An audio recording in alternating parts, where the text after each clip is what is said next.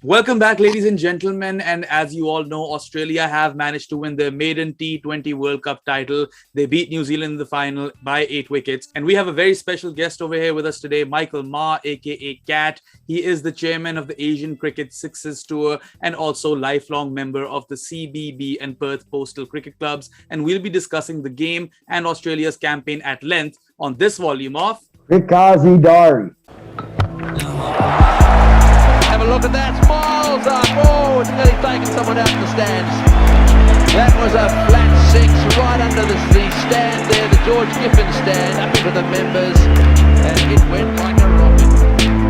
Well, wicket 24. So, welcome back to the show, Kat. And first of all, many congratulations. It's a massive moment in Australian cricket history. You know, coming into this tournament, no one was giving Australia much of a shot, and they had lost 5 consecutive T20 international series on the bounce, but they peaked at the right time in this tournament. They got better with every single game. They defeated 2 of the best teams in this T20 World Cup, Pakistan and New Zealand, in the knockout stage. And they've added to their trophy cabinet. Finally, they've gotten all 4 honors in cricket, the Test #1 title, the T20 World Cup title, 50-over World Cup title, and Champions Trophy. They're only the 4th team to do it after India, Pakistan, and the West Indies. How does it feel? Pretty special, pretty special. We weren't expecting too much, and we knew we had a small window to perform in, and they pretty much did what they needed to do. And so I think it's pretty special what's going on. And a huge congratulations to Justin Langer and the whole team for what they've done. So, Kat, first up, I'd like to talk about the toss. We've seen that the toss has been very, very critical in this T20 World Cup, the chasing teams having an obvious advantage. And Australia did get to win the toss in both knockout games, and they chased 170 odd on both occasions. How big of a role do you think the toss played? It was pretty clear. I was having a chat with a couple of friends prior to the game, and I explained that. I said, there's a huge advantage out of winning the toss. We won the toss. And the big problem is when you're batting first is knowing when to put the accelerator on. And I think last night it showed clearly from over 6 to over 10 where New Zealand just went nowhere. And they exploded in the second 10 overs, but they gave themselves way too much to do. And it was all because they were batting first. They weren't sure what to do and how to go about it. That's taking nothing away from Kane Williamson and his wonderful innings, but they just didn't quite have the direction I thought they would have. So unfortunately, they just didn't put enough runs on the board to put pressure on Australia. Absolutely. And while I do feel that the toss was important, I think what won Australia these 2 fixtures was actually their highest strike rate in the first 10 overs. Against Pakistan, they got to 90 odd in 10. And today, again, you saw them getting 82 odd in the first 10 overs. Compare that to New Zealand's 57 for 1 in 10 overs. And I think that's a massive difference. And who else to credit for this but the man of the tournament, David Warner, scored 53 of 38 deliveries on the night, scored 49 versus Pakistan in the semi-final as well, and 89 versus West Indies in the previous game. Scored 350s in this tournament. And to think that how much of a horrific run of form he was in prior to this tournament. He got dropped for Sunrisers Hyderabad, couldn't get past double digits, and then to turn up in this tournament the way he did. We also spoke about how Warner is a touch player. He definitely found that touch. Became the second highest scorer in this tournament just behind Babar Azam. And you know, he turned up when it mattered most and showed the world that he must still be regarded as one of the most dangerous batsmen in the world. Yeah, I think we did discuss it prior to when we spoke before, that he has to play his natural game. That's what made him famous in the first place. When he came as a young man, plucked out of the western suburbs of Sydney and just thrown into national and international cricket. He came out and hit the ball, the old-fashioned see ball, hit ball. He needed to do that to get himself in form, to get himself back to touch. And if he didn't do that, his career, especially 2020 cricket, might have been over. I know for a fact he works very, very hard on his cricket. It looks natural, he looks natural, but he worked very hard. And he's done everything right in this tournament. And it's just shown in those last few innings where he's seen the ball and hit it. And and has done a fantastic job with that. With in mind, it looks as though he walked in the semi-final. He didn't even hit the ball. Yeah, that was definitely a moment that looked like divine intervention of sorts. But you spoke about how Warner backed his natural game. That's very true. He even practiced on cement wickets, and the way he's come back, being under the kind of pressure that he was under, people were saying he's too old, his reflexes are gone, he can't do this job anymore. That just is a testament to his character, really, and how strong his nerves are, and just how mentally tough David Warner really is. Well, it is, and because of the past, especially with other international teams and supporters, along with some Australian supporters, with some of his past, he's not necessarily the most popular person. But through those adverse situations of the past couple of years, he's had, I believe, a lot of bad luck. They say you make your own luck. And that's exactly what's happened.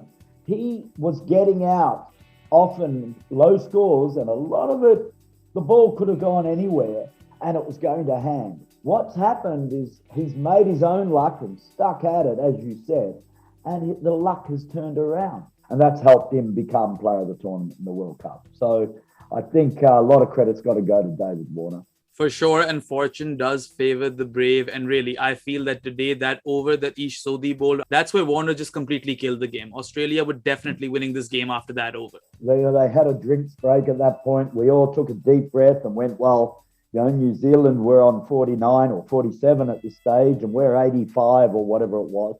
We should win from here, but the game's not won. After that over, I wanted to say it. I turned around to my friends I was with and I was going to say, we're going to win it from here. But I had to stop myself. I didn't want to actually say it, but that's pretty much how I felt. Australia's other star with the bat cat tonight was Mitchell Marsh. He muscled his way to 77, unbeaten on 50 deliveries. Now, you vouched for him pre-tournament, especially on the number 3 spot. He was Australia's best batsman on the tours to Bangladesh and West Indies. And today he just made that fine leg boundary his own. It was a man of the match performance, and he finished the game in the company of Glenn Maxwell, who had a pretty blitzy 28 not out himself. What would you like to say about Mitchell Marsh, and do you think he's finally come of age? I paid particular attention looking after the game, watching his body language and his demeanour. And I think there was a whole lot of I told you so coming out. What almost happened, and it almost cost Australia the World Cup, was in the second game of the tournament, just because Marsh only made 12 or something in the first game, they dropped him down to number 6 for no reason, and then dropped him. And I was going, surely blind Freddie can see this. Thank God. They humbly went back with their pre-tournament plan to what it should be. He went back to his rightful place just in time. And we've all seen since he hasn't put a foot wrong. And the guy's always been able to hit the ball and hit the ball a long way. And he's given the opportunity to do that. And it showed. First ball, 6 behind square. He's been doing that regularly throughout the tournament. And I'm just so happy for him. And I think it's going to reboot his international career. I also definitely think that this is the finest moment in his career, hands down. And also, he just provides so much impetus at that number 3 position, which is such a tricky position to bat in international cricket. So I really think he's come to the fore, and people will remember this tournament by Mitchell Marsh. He's a special player to watch. When someone hits the ball so cleanly, so sweetly, it's just wonderful to watch. And you get the sound off his bat when he hits it. It's just brilliant. And I know he's got a very, very proud family down at Fremantle today. It's Mitchell Marsh Day here in Perth. Next up, Kat, I'd like to talk about the New Zealand skipper, Captain Cool, Kane Williamson. He was dropped on 21 of 22 deliveries. And of course, he really made Australia pay for that. He scored 64 runs in his next 26 deliveries, ended up with 85 of 48. He was really the only New Zealand batsman who really took the game to the Aussies, took stock for 39 runs in 11 deliveries and 22 in a single over. He picked the gaps to perfection. That flick he hit for 6 off Mitchell Starc was absolutely mind-boggling. He fought hard. It was a captain's knock, wasn't enough. But what would you like to say about Kane Williamson?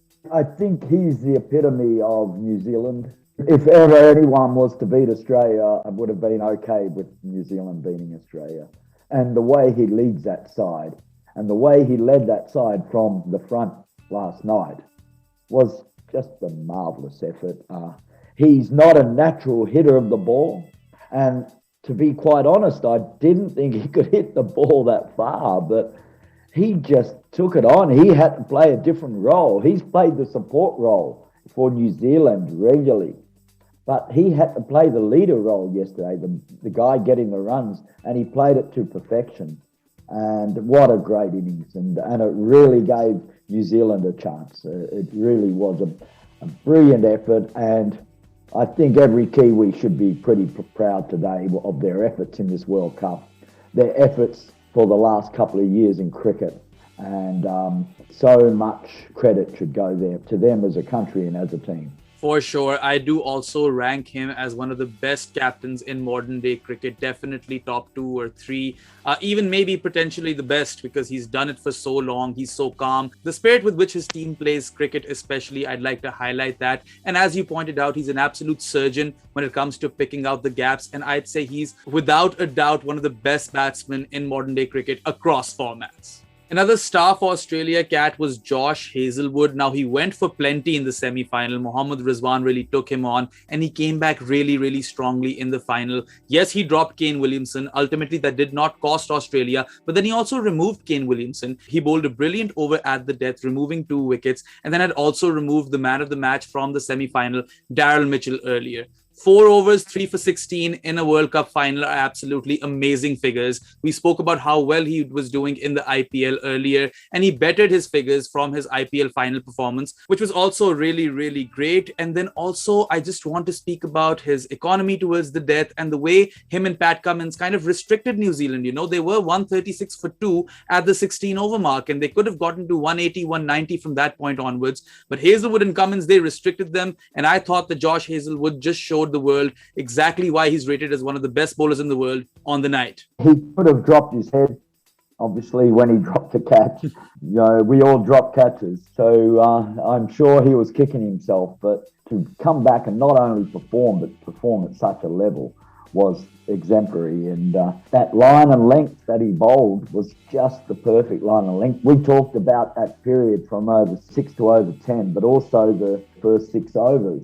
During that period, he was on the spot, just short of a length, and he was really bowled well. But then to keep to that in the crucial overs towards the end was fantastic. On top of that, in tandem with Cummins, who had a fantastic semi-final. Everybody talked about the semi-final where the batsman came in late, Stoinis, and then Wade came in late and won the game. But hardly anybody has mentioned the 19th over in the semi-final, where Cummins came in and bowled an over for 3 runs. And he bowled a similar method last night. He was right on the spot. He didn't quite get 3 for 16, but he was right on the spot. And I think in tandem, they did a brilliant job. Absolutely. And you spoke about Cummins, and in the semi-final, he bowled that penultimate over to Fakhar Zaman, who actually took Mitchell Starc apart, much like Kane Williamson did tonight. And he only gave away 3 runs in that over, took a wicket. Tonight, again, at the death, he was amazing. And as you mentioned, Josh Hazlewood, always on the button, those nagging lines and lengths. But one bowler who really stood out for Australia in this tournament, Cat, is the leg spinner, Adam Zampa. Now, he's very, very underrated in the world. He's not talked about a lot, but consistently, every single game, his 4 overs in the middle overs were always economical, always took a wicket or 2 as well. And that's why he ended up with 13, which is the second highest in the tournament, only behind Wanindu Hasaranga. And I think on the grandest stages of all, Adam Zampa has proven his credentials to the whole world, and he's still young as well. So I think Australia have gotten a gem over here. As a leg spinner, you can play cricket for a long time as well. So he can keep going for quite some time. I read a very interesting article about him yesterday. Then I saw the interview, and he basically says it's happened to him all his life. He's a country lad. He's from country New South Wales, I believe, and says when he came to the city, he was always second best. When he came to a club, he was always second best. State cricket, always second best. He was always denied, yeah, you're good, but you're not quite good enough.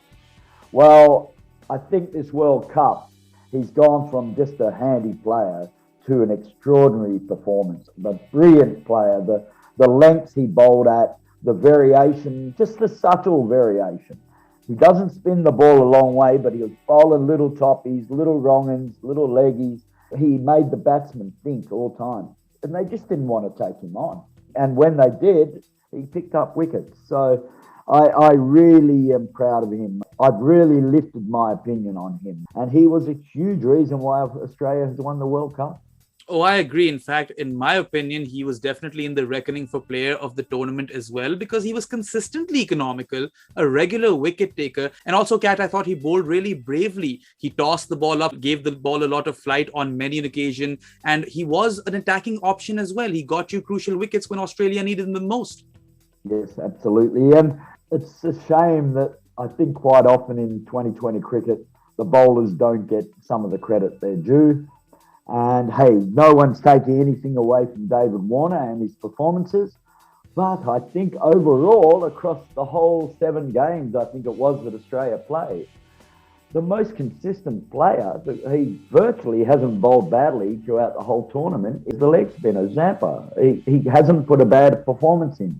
So I think he's quite unlucky not to pick that award up. But when you got a lot of players playing well, someone's got to win it. Absolutely. And one thing's for sure, that the world will definitely be taking Adam Zampa seriously after this World Cup performance. I think after tonight, I think he's going to get some pretty interesting IPL contract offers. So one more player that I want to talk about over here, Kat, is another Kiwi, Trent Boult. He removed Finch and Warner, which were big wickets, did not go for a lot of runs at all, took 2 for 18 in his 4 overs. And you'd have to say that Trent Boult, over the last decade or so, is one of the most consistent bowlers in world cricket. And I'd say he definitely makes top 3 left-arm paces across formats. Yeah, he's an exceptional player, a great talent. And he pretty well does what our left-armer doesn't seem to be able to do. He's on the spot, he varies his pace nicely, and he does it consistently.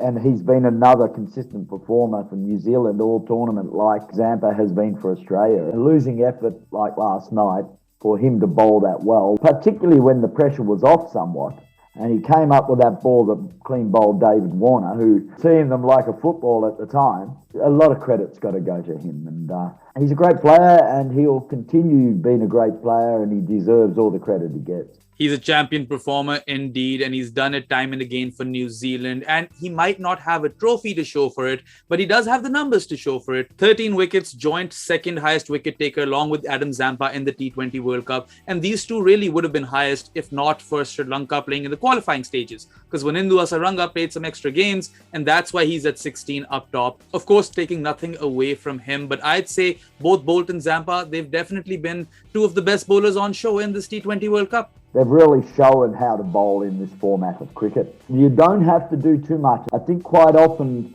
bowlers try to do too much, and I think that's a lot to do with why both Hazlewood and Cummins bowled a lot better in the final, because I think at times both of them try to do a bit too much at times, particularly Cummins.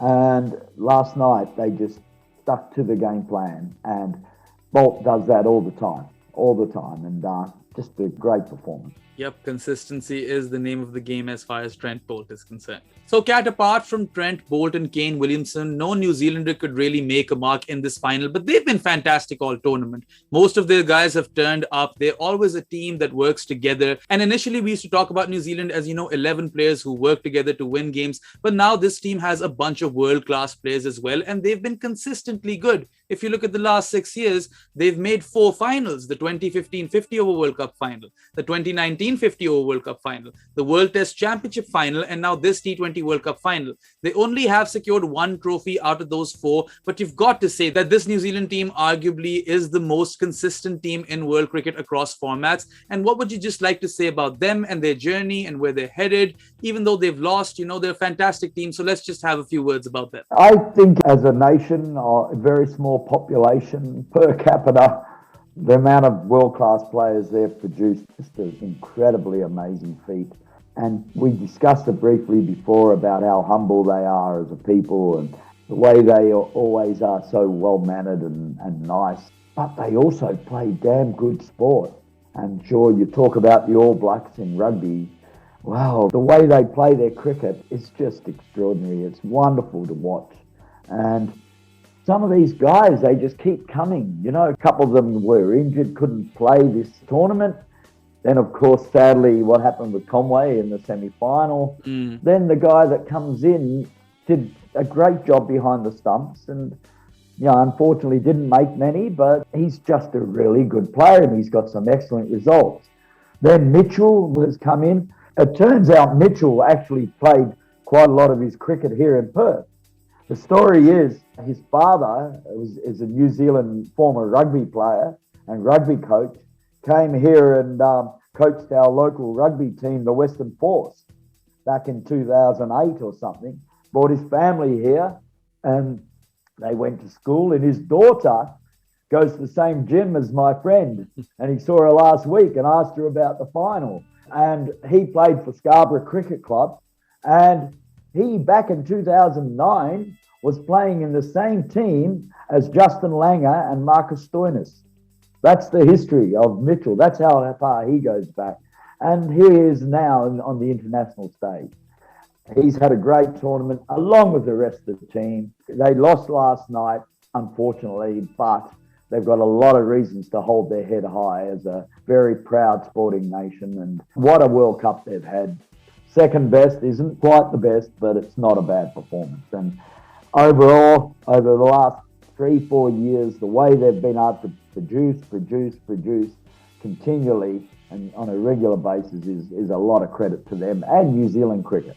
Oh, for sure. And if you just look at the last 3 ICC events, they've made the final in each and every one of them. So they are super consistent, and it's an extremely likable team as well. And I think after these last 5-6 years, they've definitely shed that underdog or dark horse tag. And now they're definitely contenders every tournament they enter. Yeah, well, for many years, you had a lot of good players, the Crow brothers and Hadley, and they've had so many good players over the years, but they always seemed to be humble and nice, but didn't quite have that killer instinct. And through Williamson now, and prior to him, Brendan McCullum, the way they've turned this team around to become trendsetters and winners is a lot of credit to them. And I think, yeah, as I said, they ought to have a lot of reason to be proud.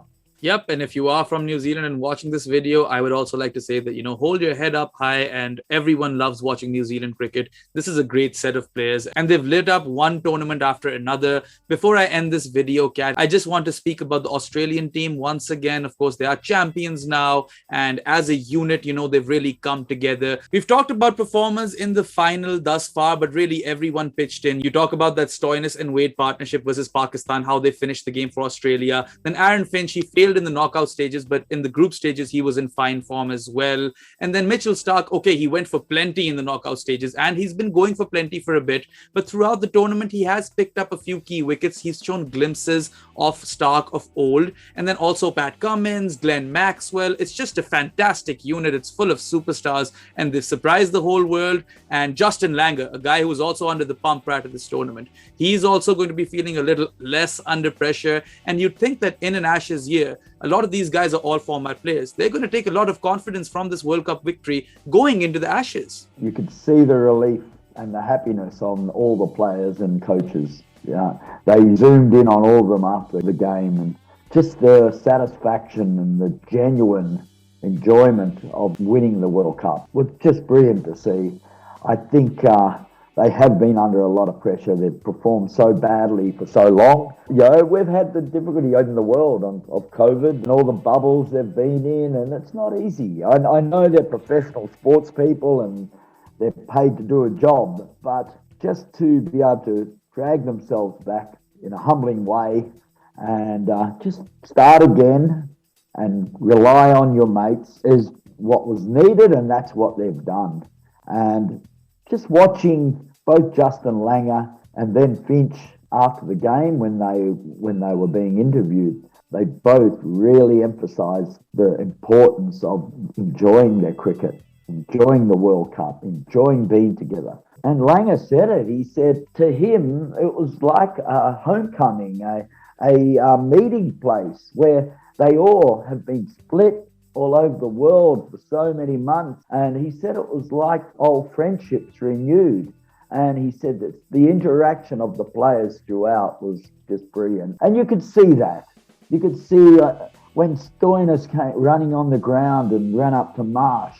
Now, they're two guys that grew up through Perth cricket, and you could just see how happy Stoinis was for Marsh and for the team. And he won 2 games himself probably for Australia, and really is something to behold, and good luck to them. I do feel this takes a lot of confidence into the summer. I hope they're able to adapt that in a positive way, and so we'll have a big summer. But I think for now I'll be happy just to enjoy the win, enjoy the success, glad that all the things we spoke about last time came to fruition, and they did what we hoped they would do. I think they've, in a humbling way, been able to enjoy themselves, and I really hope that the world is seeing that the team is a nice group of guys, and they performed at a tough level, but in a good way. Yeah, you mentioned that humbling way, and you just have to track back a little bit to the start of Justin Langer's tenure, where this all started, Sandpaper Gate, in the aftermath of that, to come from that point to here. I think that mentality has now properly been infused, and it really was on display in this T20 World Cup. Yeah, absolutely. And it's been a difficult few years, and a lot of countries take a lot longer than this to come back. And it's been a long road. And yeah, Justin Langer was the right guy to do it. But particularly lately, there's been quite a lot of attacks on him by the media. And for him to be able to stand up to that and come out like this is a lot of credit to him. Yeah, he'll definitely have breathed a huge sigh of relief. Well, that's a wrap for this volume. Thank you so much, Kat, for taking out the time. It's an absolute pleasure always to have you on the show. And once again, many, many congratulations. You should sleep a proud Australian tonight, because the team has really done the country really, really proud. Yeah, well, very happy, very relieved, and I look forward to a bright future. And I just hope world cricket moves on in a good way. And let's move forward in a positive way and enjoy the game, the beautiful game. For sure. And of course, best of luck defending that title at home next year. One team I can tell you that will have their ears up is Pakistan. Of course, they'd like to get one better off Australia in that home World Cup, because they really broke all Pakistani hearts in this World Cup. But of course, deserved champions, beat the best to get there, and really congratulations from the entire Pakistani population as well. That's a wrap for this volume, folks. Volume 80, that is. As always, if you enjoyed this volume, like it, share it, subscribe to the channel, and don't forget to hit that bell icon in order to be notified about all of my latest videos. I'll catch you soon enough. We'll do like a Pakistan-Bangladesh pre-series thing. That's all for now. Kazi off the mic. Have a look at that. Smiles up. Oh, it's nearly taken someone out in the stands. That was a flat 6 right under the stand there, the George Giffen stand, up into the members, and it went like a rocket.